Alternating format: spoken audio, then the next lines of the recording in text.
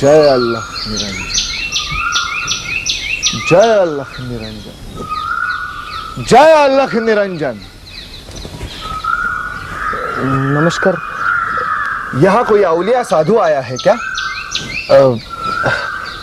पण तुम्ही इथला दिसत नाही। आम्ही काशीवरून आलो। या अवलियांची कीर्ती काशीत ऐकली आणि तडक इकडे निघून आलो। महाराज आहेत ना, त्यांचे दर्शन होईल ना आम्हाला? बेटा बंकट, हा, बघितलं ना आपल्या बाबाचा किरण किती लांबवर गेला ते भास्कर बोला ना, ते एकदम सच निघला बघ, एकदम चौकस। अरे आपला शेगाव पंढरपूर झाला, पंढरपूर।